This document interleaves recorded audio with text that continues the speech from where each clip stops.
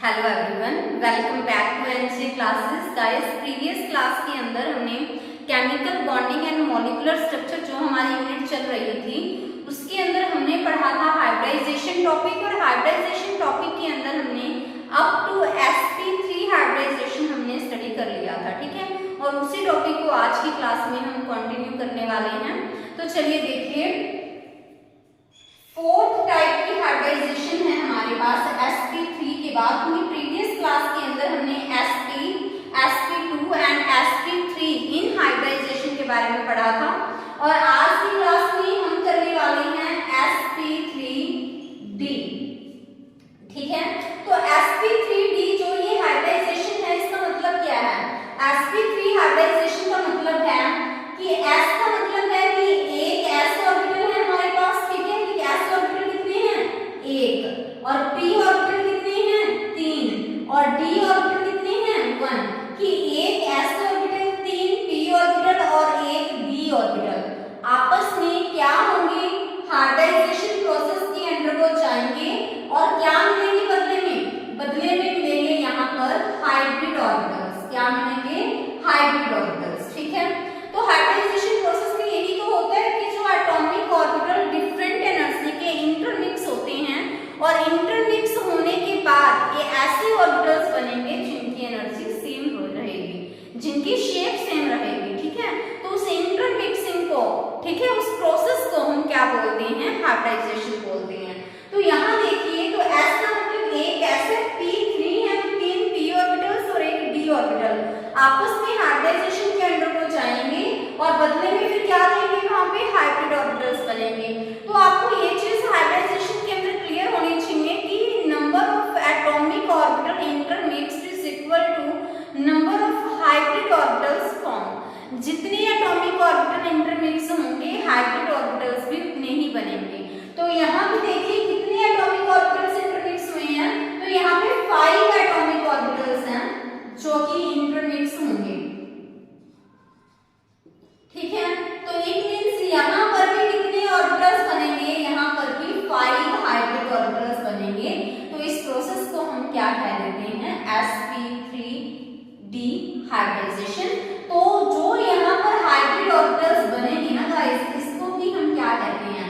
sp3d hybrid orbitals उनका name होगा, ठीक है। और ऐसे कितने ऑर्बिटल्स वहां पे बनेंगे? 5 एटॉमिक और हाइब्रिड ऑर्बिटल्स वहां पे फॉर्म होंगे, ठीक है। तो एग्जांपल देखिए इसका। आप एग्जांपल अगर मैं यहाँ पे ले लूं PCl5, ठीक है।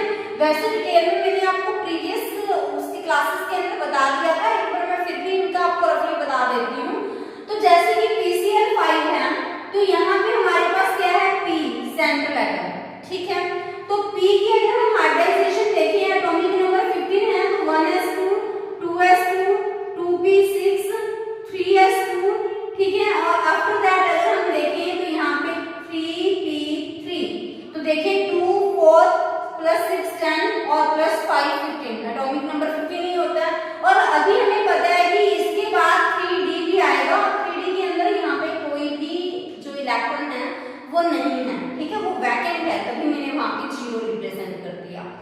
अभी देखिए क्या है, देखो 2p6 तक हमारे पास हमें पता है कि जो नियॉन है वो कंप्लीट हो जाता है, तो मैं नियॉन राइट कर दूं। उसके बाद आप नोट कीजिए कि 3s2 3p3 3d 0, क्लियर। तो अभी अगर मैं रिप्रेजेंट करना चाहूं तो 3s के अंदर कितने हैं? हमारे पास 2 हैं। 3p के अंदर कितने हैं? हमारे पास 3 हैं। और जो 3d है गाइस, 3d क्या है? हमारे पास वैकेंट पड़ा हुआ है, उसके अंदर कोई भी इलेक्ट्रॉन प्रेजेंट नहीं है 3d के अंदर। और ये है क्या? ये इसकी ग्राउंड स्टेट है। क्या है इसकी? ये ग्राउंड स्टेट है, क्लियर।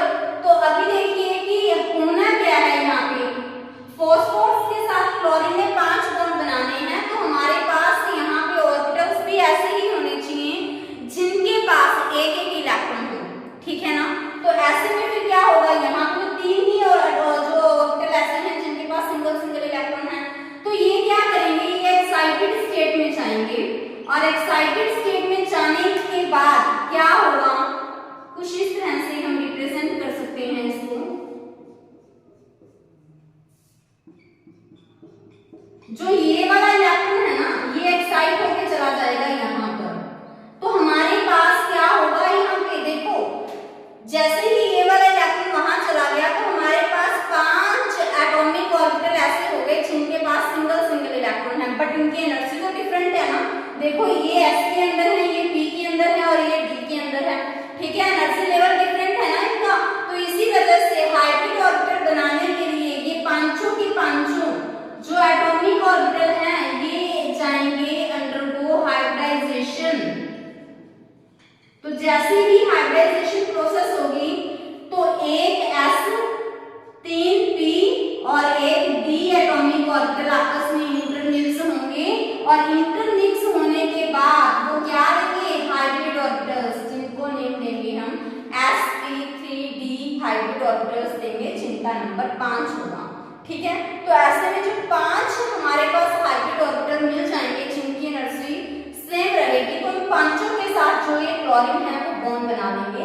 तो इस तरह से फिर हम उस हाइब्रिडाइजेशन को क्या बोल देते हैं, sp3d हाइब्रिडाइजेशन, ठीक है। नेक्स्ट देखिए गाइस, sp3d2 हाइब्रिडाइजेशन, तो इसको भी मैं आपको यही बता देती हूँ, sp3d2 हाइब्रिडाइजेशन। तो होगा क्या इसके अंदर कि एक s p कितने हैं 3 और d कितने हैं 2, तो एक s 3p और 2d जो एटॉमिक ऑर्बिटल्स हैं वो आपस में हाइब्रिडाइजेशन करेंगे और हाइब्रिडाइजेशन के बाद वो कैसे ऑर्बिटल देंगे, वो देंगे हाइब्रिड ऑर्बिटल्स। कैसे ऑर्बिटल्स देंगे, वो हाइब्रिड ऑर्बिटल्स। और जो हाइब्रिड ऑर्बिटल्स ये देंगे उनकी हाइब्रिडाइजेशन क्या होगी, sp3d2 हाइब्रिडाइजेशन होगी, ठीक है। और कितने मिलेंगे, यहाँ पे देखिए 3 + 2 5 + 1 6 एटॉमिक ऑर्बिटल आपस में हाइब्रिडाइजेशन में गए हैं, तो हाइब्रिड ऑर्बिटल्स भी कितने मिलेंगे हमारे पास, यहाँ पे 6 हाइब्रिड ऑर्बिटल्स हमें मिलेंगे, ठीक है। एग्जांपल देखिए आप इसका sf6, तो सल्फर यहाँ पे गाइस सेंट्रल एटम है, ठीक है, सल्फर का एटॉमिक नंबर कितना है 16। तो अगर हम देखें 1s2 2s2 2p6 3s2 3p4, ठीक है, ये बनेगा। और इसके बाद अगर 3d आता है तो उसके अंदर 0 होगा, क्लियर है, क्योंकि अभी तो जो p है p की कंप्लीटली फील्ड नहीं है, ठीक है, तो 3d के अंदर 0 इलेक्ट्रॉन रहेंगे। तो अभी क्या होगा, क्या मैं यहाँ तक नियॉन को रिप्रेजेंट कर दूं, कोई दिक्कत नहीं है। उसके बाद देखिए 3s2 3p4 3d0, क्लियर। तो अभी देखिए यहाँ पे मैंने रिप्रेजेंट कर दिया 3s2 को और यहाँ पर हमने रिप्रेजेंट कर दिया 3p4 दिखाने हैं। पहले सभी के अंदर एक एक इलेक्ट्रॉन फिट करेंगे, उसके बाद हम डबलिंग करेंगे। और यहाँ पर हमारे पास क्या है, यहाँ पर हमारे पास 0 दिखाना है, तो 3d के अंदर हम कुछ भी नहीं दिखाएंगे। तो जो ये स्टेट है गाइस, ये किसकी है, ये है हमारे पास ग्राउंड स्टेट। क्या है ये, ग्राउंड स्टेट, ठीक है। और अगर हम रिप्रेजेंट करना चाहें एक्साइटेड स्टेट को, तो एक्साइटेड स्टेट हम क्यों करेंगे यहाँ पे रिप्रेजेंट, क्योंकि देखो सल्फर में 6 बॉन्ड बनाने हैं और यहाँ पे तो सिर्फ क्या है 2 ही एटॉमिक ऑर्बिटल ऐसे हैं जिनके पास सल्फेट इलेक्ट्रॉन है।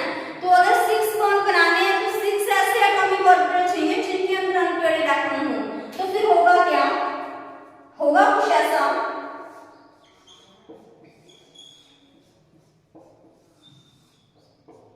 ठीक है, यहाँ पे हमने दिखा दिया नियम को। तो देखिए ये वाला इलेक्ट्रॉन और ये वाला इलेक्ट्रॉन ये फर्दर एक्साइट हो जाएंगे। देखो जो 3s के अंदर एक इलेक्ट्रॉन है और जो 3p के अंदर इलेक्ट्रॉन है ये एक्साइट होकर यहाँ चले जाएंगे, ठीक है। तो फिर हमारे पास देखो एक तो इलेक्ट्रॉन ये यहाँ चला गया, दूसरा ये वाला इलेक्ट्रॉन यहाँ चला गया, तो होगा क्या, फिर यहाँ पे हमारे पास 6 एटॉमिक ऑर्बिटल ऐसे बन गए जिनके अंदर अनपेयर्ड इलेक्ट्रॉन है, ठीक है। तो इट मींस sp3d2, यानी कि एक s, यही तो मैंने आपको बताया था 3p है और d कितने हैं 2, ये एटॉमिक ऑर्बिटल आपस में हाइब्रिडाइजेशन में जाएंगे और हाइब्रिडाइजेशन इसकी क्या बन जाएगी, sp3d2 हाइब्रिडाइजेशन, ठीक है।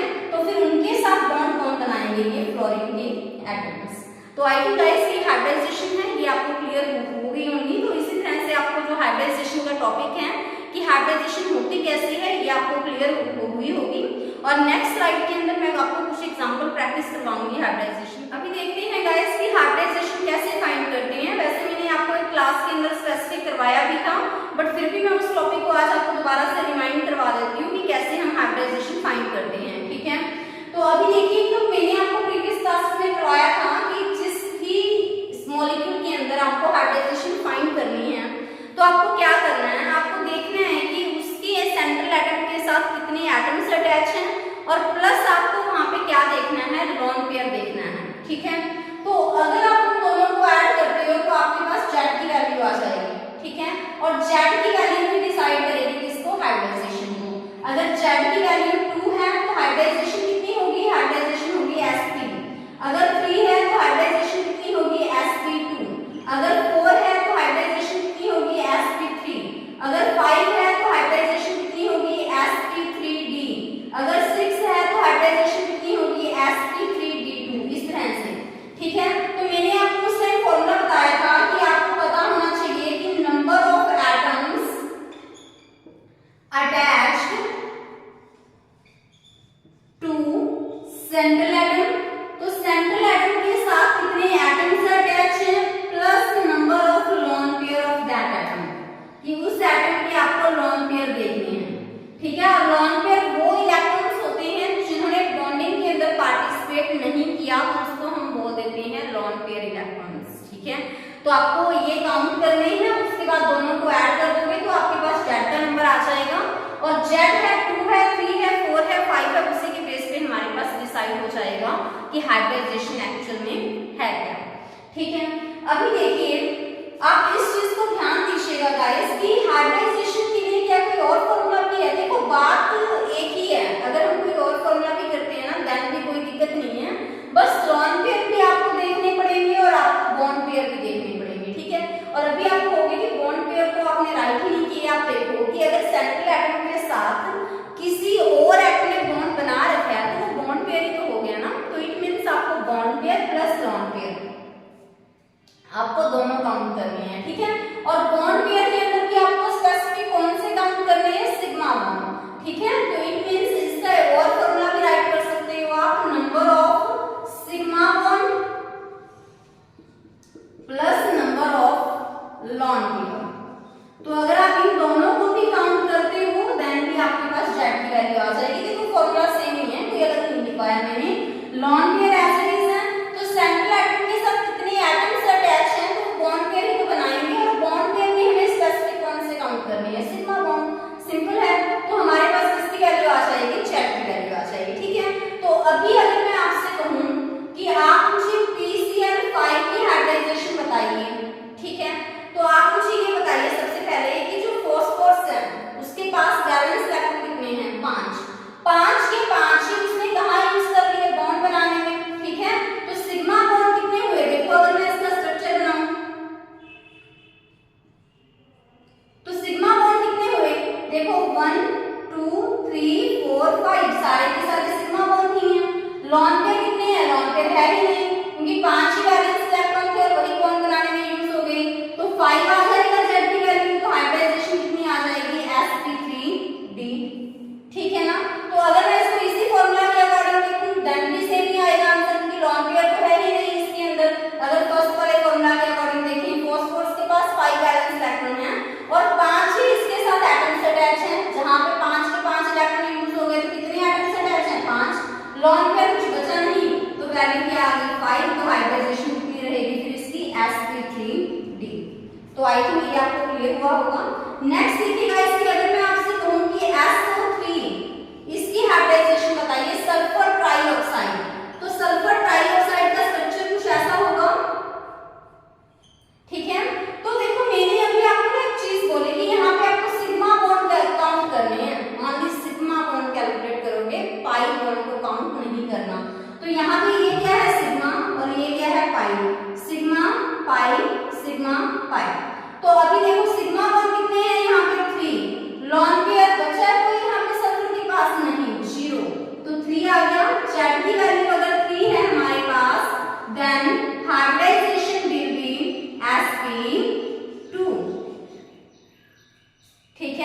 नेक्स्ट देखिए कि अगर मैं आपसे कहूं कि आप मुझे SO4 नेगेटिव यानी कि सल्फेट आयन इसकी हाइब्रिडाइजेशन बताइए तो कैसे फाइंड करेंगे आप? तो देखिए सल्फेट आयन का स्ट्रक्चर ऐसा होगा, ठीक है। तो देखिए ये क्या है यहाँ पे सिग्मा बॉन्ड, ये क्या है पाई, सिग्मा पाई सिग्मा सिग्मा। तो आप ये बताइए कि सल्फर के पास कितने वैलेंस इलेक्ट्रॉन थे? 6 के 6 यहाँ पे यूज हो चुके हैं, ठीक है। बट सिग्मा बॉन्ड काउंट कीजिए कितने, देखो चाहे आप ऊपर वाले फॉर्मूला के अकॉर्डिंग देखिए कितने एटम्स अटैच हैं, 4 एटम्स अटैच हैं, लॉन पेयर कोई है नहीं, तो 4 + 0 कितने आ जाएगा? 4 आ जाएगा। तो हाइब्रिडाइजेशन क्या हो जाएगी? sp3 and geometry will be tetrahedral. क्या ज्योमेट्री होगी इसकी? टेट्राहेड्रल होगी। और अगर हम इस फॉर्मूला के अकॉर्डिंग देखिए सिग्मा बॉन्ड काउंट कीजिए गाइस 4 है, लॉन पेयर है नहीं, तो हाइब्रिडाइजेशन क्या हो जाएगी यहाँ पे? sp3, तो ज्योमेट्री वही टेट्राहेड्रल। तो आप किसी भी फॉर्मूला से कर सकते हैं, कोई दिक्कत नहीं है। तो आई थिंक गाइस आपको हाइब्रिडाइजेशन टॉपिक अच्छे से क्लियर हुआ होगा। अगर आपको वीडियोस अच्छी लग रही हैं तो जरूर अपने फ्रेंड्स के साथ शेयर कीजिएगा। Thank you.